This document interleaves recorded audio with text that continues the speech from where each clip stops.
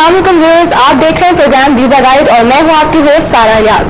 आज visa guide में मैं सबसे पहले बात करना चाहूँगी कराची की, जो कि हमारा बहुत इंपॉर्टेंट शहर है, सिटी ऑफ लाइट्स कहा जाता है इसको, जो पिछले एक अरसे से बहुत ज़्यादा क्राइसिस में चल रहा है, बहुत ज़्यादा क्योस है वहाँ पे, बिकॉज टारगेट किलिंग का जो एक सीन है काफ़ी अरसे से चलता हुआ आ रहा था कराची में। लेकिन अगर आप न्यूज़ अपडेट्स देखते हैं या न्यूज़ चैनल्स देखते हैं तो आपको आइडिया होगा कि लास्ट वीक में ये चीज़ बहुत ज़्यादा एक्सट्रीम पे चली गई थी और बहुत ज़्यादा स्वेयर हो गई थी।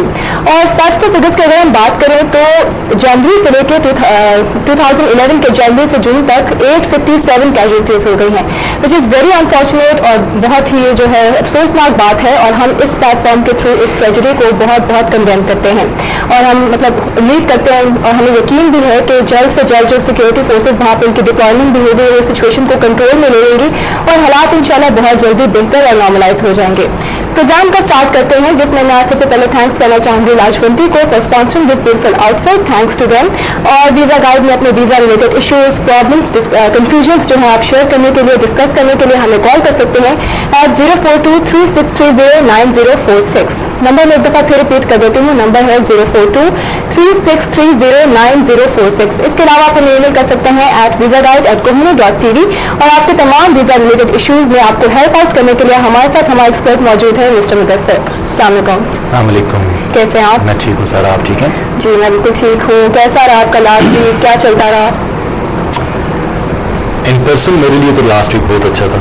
अच्छा, बहुत ही अच्छा था। हाँ, हमेशा आप हमें बताते हैं कि लास्ट वीक में गर्मी बहुत ज़्यादा थी, लोड बहुत ज़्यादा थी। नहीं वो आप ये समझ लीजिए कि वो तो ऐसी चीज़ें हो गई हैं जो कि पार्ट ऑफ लाइफ बन चुके हैं। उसको मैं शेयर करूँगा, उस पर भी कुछ चीज़ें हैं।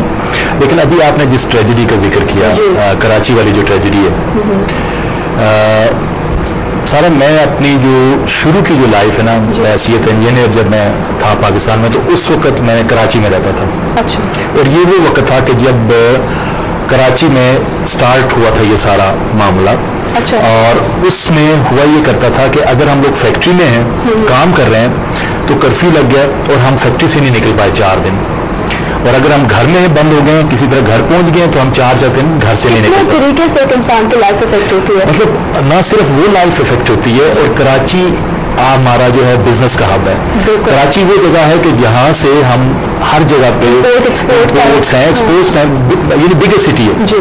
और वहाँ की जिंदगी अगर जमूद का शिकार होती है तो उसका असर सिर्फ कराची पे नहीं पड़ता, उसका असर सिर्फ पाकिस्तान पे भी नहीं पड़ता, उसका असर पाकिस्तान के साथ जो ट्रेड करने वाले मुल्क हैं उन पर भी पड़ता है। इंटरनेशनल रिलेशंस पे आपका बहुत फर्क पड़ता है, क्योंकि फॉरेन इन्वेस्टमेंट बहुत कम हो जाती है, बहुत ज़्यादा। मतलब वो ज़ाहिर है जब ऑर्डर्स उनको जो आपको ऑर्डर्स देना चाहते हैं और जिन्होंने आपको ऑर्डर्स दिए होते हैं, उनके ऑर्डर्स अगर एग्जीक्यूट नहीं हो पाते, उनको डिलीवर नहीं हो पाते, तो उनको भी अपने क्लाइंट से इसी वजह से जो वेव ऑफ टेररिज्म और ये सब कुछ चलना शुरू हो गया, लोग डरना शुरू हो गए।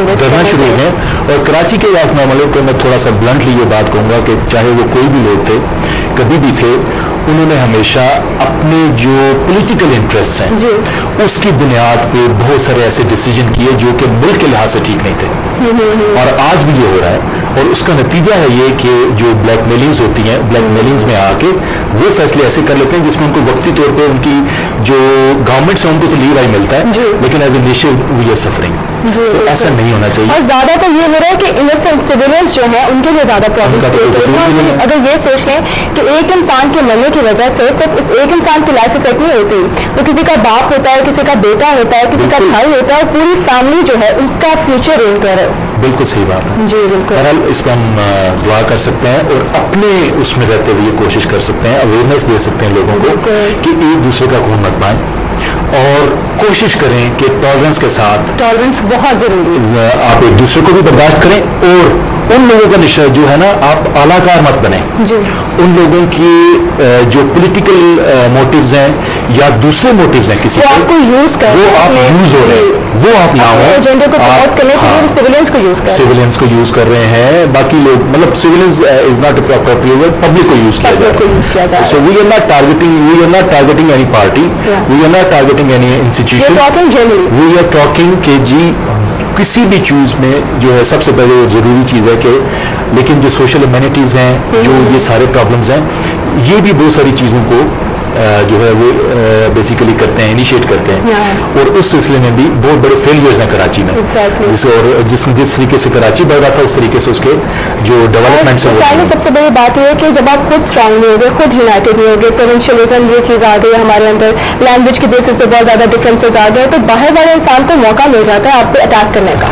एग्जैक्टली, यूनिटी बहुत इंपॉर्टेंट है। लोग तो इस वक्त पता नहीं कौन कौन सी बातें करते हैं, दूसरे मुल्क जो है वो डेवलपमेंट्स की बातें कर रहे होते हैं, हमारे साथ के मुल्क और हमसे बाद में आज़ाद होने वाले मुल्क भी, और चाइना का आप ले लें, बांग्लादेश को ले लें, आप छोटे ममालिक को ले लें, बहुत सारे हैं, लेकिन ये है कि उन्होंने अवेयरनेस के साथ और नेशनल एजेंडाज के साथ इस चीज़ को जो है बेहतर किया, और हम जो हैं वो बेसिकली लड़ाई में ही इस वक्त जो अफगानिस्तान का कल्चर था वो पाकिस्तान का कल्चर बन चुका है। लेकिन हम दुआ करते हैं और हम उम्मीद करते हैं कि सिक्योरिटी फोर्सेस वहाँ पे डिप्लॉय भी हो चुके हैं और आज सिचुएशन काफ़ी हद तक नॉर्मलाइज भी हो चुकी है।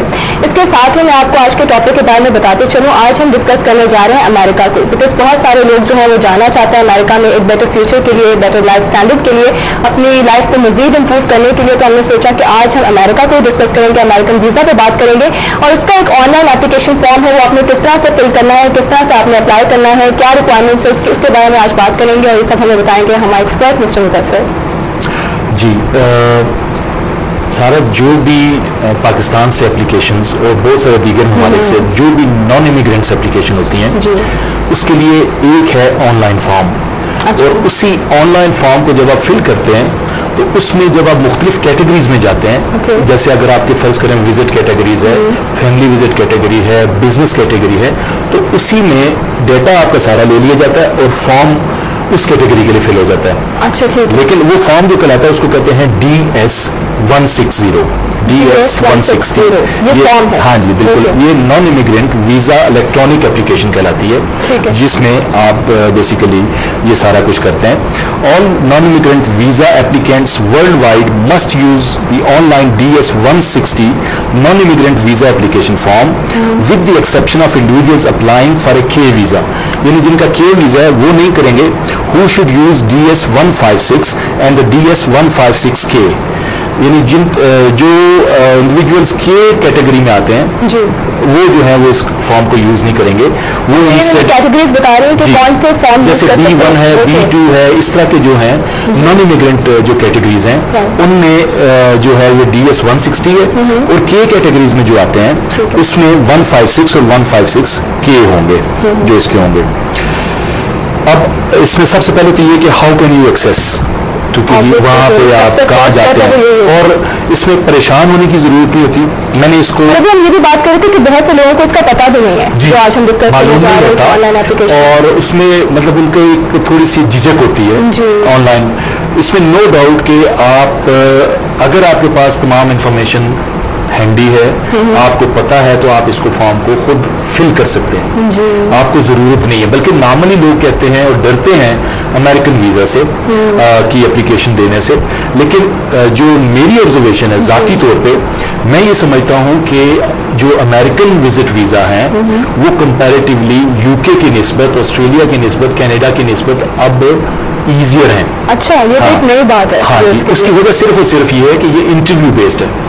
मेनली जब आपने इनको डेटाबेस दे दिया, आपने एप्लीकेशन फॉर्म फिल कर दिया, फिर आपने इंटरव्यू के लिए अपीयर होना है। तो जब आपने इंटरव्यू के लिए अपीयर होना है तो नॉर्मली हर बंदा अपने कागजात तो तैयार नहीं कर सकता। अब UK के लिए आपका इंटरव्यू नहीं है, UK में जो कुछ भी आपने करना है आपके डॉक्यूमेंट्स पे पेपर बेस्ड है, आपके प्लॉट्स के डॉक्यूमेंट्स लग रहे हैं आपके। मेरे ख्याल से ज्यादा फेयर है, आप इंटरव्यू में अपने आप को प्रूव करो, और हाँ जी, ये ज्यादा आसान है कंपैरेटिवली, क्योंकि वो प्रिपरेशन हर कोई नहीं कर सकता। और मैंने रिफ्यूजल्स देखे हैं बहुत सारे, और बहुत से ऐसे लोगों के रिफ्यूजल्स देखे हैं कि जिनकी अरबों रुपए की जायदाद है, लेकिन उनकी डॉक्यूमेंटेशन ठीक ना होने की वजह से उनके 2 दफा 3 दफा वीजा रिफ्यूज हुए जी, सिर्फ और सिर्फ इस बुनियाद। मजीद बात करेंगे, मजीद इसको आगे लेके चलेंगे, लेकिन हमें जाना एक छोटी सी कमर्शियल ब्रेक पे। ब्रेक के बाद वापस आएंगे, अमेरिकन ऑनलाइन एप्लीकेशन के बारे में मजीद डिस्कस करेंगे, आपके कॉल्स और क्वेश्चंस भी इंक्लूड करेंगे आफ्टर ब्रेक।